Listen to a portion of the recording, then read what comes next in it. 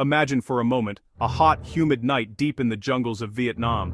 American helicopters thunder overhead, their searchlights cutting through the darkness. US soldiers move carefully, always watching for danger. Somewhere nearby, Vietnamese fighters wait quietly, blending into the shadows, ready to strike. The world's strongest army, full of modern weapons and new technology, is fighting a war far from home. This scene really raises a big question. How could such a powerful force lose to an army made up of farmers, students, and villagers? The United States had more money, more soldiers, and more machines than almost any country in history. Honestly, many people expected the war to end quickly. But, well, it did not work out that way. For years, the Americans and their allies fought hard. They dropped bombs, searched villages, and tried to control the countryside. But the Vietnamese forces, both north and south, just kept coming back. They used simple weapons, clever tactics, and strong beliefs to resist. The Vietnam War became one of the longest and most painful conflicts in American history. To understand why the world's strongest army lost, we have to look deeper at the land, the people, and the choices that shaped this struggle.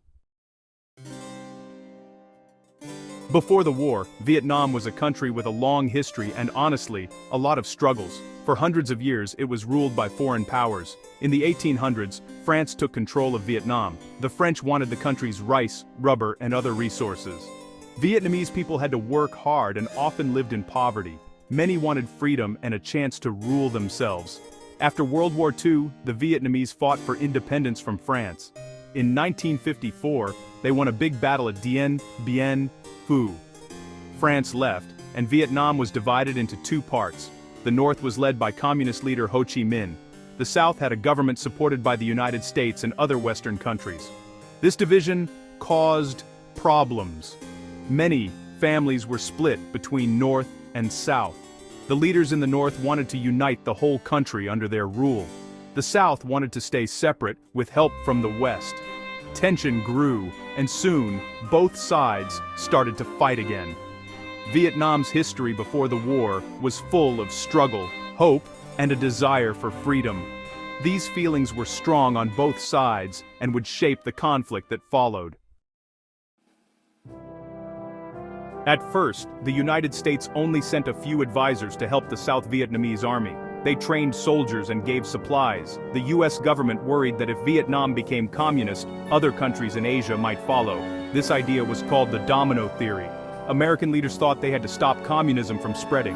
Over time, violence in the South grew worse. In 1964, after an event called the Gulf of Tonkin incident, the US began sending more troops. Soon, thousands of American soldiers were arriving every month. The US also sent planes and ships. By the late 1960s, over 500,000 Americans were fighting in Vietnam. The war became bigger, with heavy bombing and large battles. American leaders believed that more force would lead to victory. They made plans to defeat the North Vietnamese army and the Viet Cong, who were fighting in the south. But the more the US got involved, the harder the war became. The Vietnamese fighters did not give up. The conflict was not just about armies, it was about who should rule Vietnam and what kind of future the people wanted. The United States had one of the best equipped armies in the world. They brought tanks, helicopters, jets, and lots of supplies to the battlefield. American soldiers wore strong boots and carried automatic weapons. Their leaders hoped that modern technology would help them win quickly. The Vietnamese fighters, however, had something different. Many were poor, wearing sandals made from tires. They carried old rifles or homemade bombs. But they knew the land well. They believed deeply in their cause, whether it was to reunite Vietnam or simply to protect their villages from outsiders. The goals of each side were also different. The US wanted to stop communism and support the South Vietnamese government. For most Americans, Vietnam was far away and difficult to understand. For many Vietnamese, however, this was their home. They saw the war as a fight for freedom, for family, and for their way of life. This difference in purpose and spirit really mattered. The Vietnamese fighters were willing to lose a lot and keep fighting year after year. Sometimes persistence can be just as powerful as weapons. One of the biggest challenges for the United States Army was fighting an enemy they could rarely see. The Vietnamese used guerrilla warfare. This means they attacked quickly and then disappeared. They set traps in the jungle, hid in tunnels, and blended in with the local people. Soldiers could not always tell who was a friend and who was a fighter. The Viet Cong, who were communists in the south, used surprise attacks. They moved at night and knew the land very well. They built secret tunnels to hide from bombs and to store weapons. American soldiers often felt lost in the thick forests and rice fields. Another key was the Ho Chi Minh Trail, a secret path that ran from North Vietnam through Laos and Cambodia into the south. Supplies, weapons, and soldiers traveled along this trail. The United States tried to bomb it, but the Vietnamese kept finding new routes. The trail was not just a road, but a network of small paths that helped the North support the fight in the south.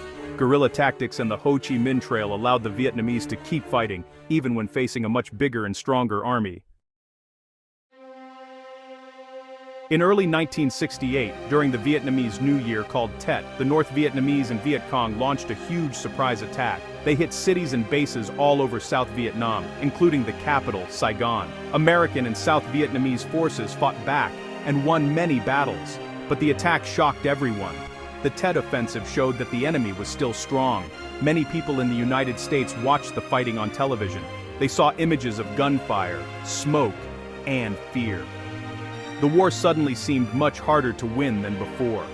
Even though the United States and its allies stopped the offensive, the mood in America changed. People began to ask if victory was really possible. Some started calling for peace and for soldiers to come home. The government's promises of quick success no longer seemed true. The Tet offensive did not defeat the American army, but it changed the way people saw the war. It was a turning point that led to new questions and doubts. The Vietnam War was hard for everyone.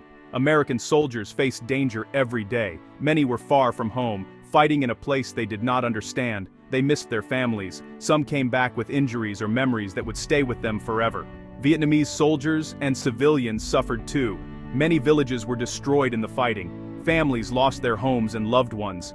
Children tried to go to school while bombs fell nearby. Some people in the South did not trust their own government, while others feared both sides. There were moments of kindness even in the middle of war. Soldiers sometimes helped local children or shared food with villagers.